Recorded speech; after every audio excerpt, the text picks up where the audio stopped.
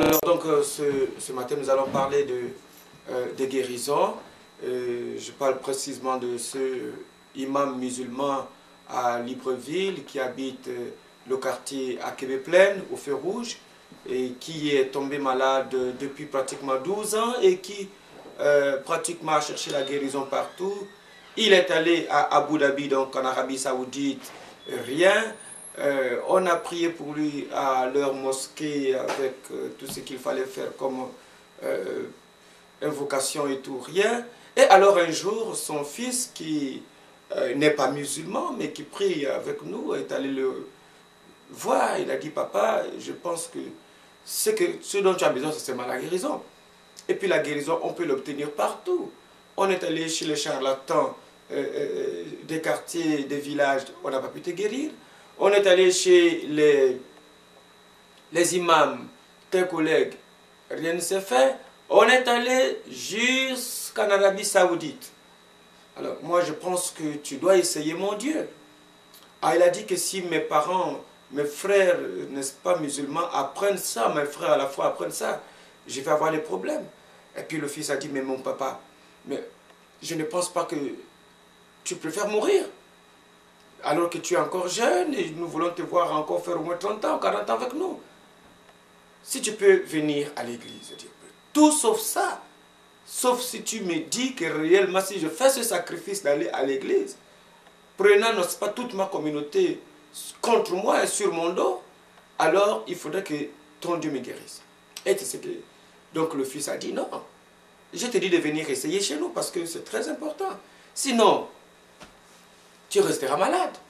Et donc ce imam a accepté et un dimanche, on l'a amené à l'église, donc avec le fauteuil, sa femme et son fils l'ont transporté, ils l'ont déposé à la première place. Il pouvait à peine se mettre debout, il ne pouvait pas marcher. Il y avait comme, me disait-il, des éclairs qui s'est lancés dans ses pieds. Et depuis 12 ans, il est resté tel. Les pieds étaient enflés et pratiquement invalides. Alors pendant le culte, notre culte de dimanche, qu'on a surnommé Intervention divine, nous avons prié pour lui, je lui ai posé les mains, je lui ai dit que tu sauras maintenant, ta communauté saura, tout le monde saura que Jésus-Christ est Seigneur.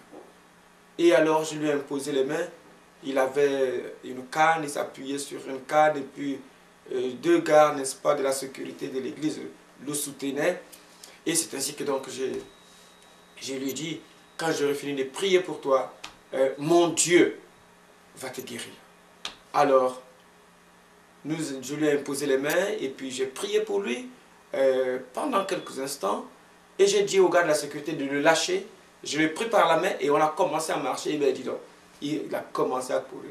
Ce fut formidable dans l'église. C'était une grande joie de voir cet homme, imam de la mosquée, se convertir, accepter Jésus. Il était venu avec sa femme, ses 3 enfants, sa nièce, et sa tante. Et tout le monde était content. Et il rentrait chez lui, donc à la maison, il ne pouvait pas contenir sa joie. Il a dit à ses amis, à ses frères, que c'est vrai que nous repoussons Jésus, mais regardez comment je suis sauvé. C'est leur Jésus qui m'a sauvé. Je suis allé à l'église du pasteur Moulaka et il a prié pour moi avec son église. Regardez comment je suis. Donc, c'est vrai qu'il a eu beaucoup de persécutions à cause de cela, mais tout étant dit, il a reçu la guérison qui a fait vraiment du bien. Cela s'est passé, n'est-ce pas, en 2004, et l'autre guérison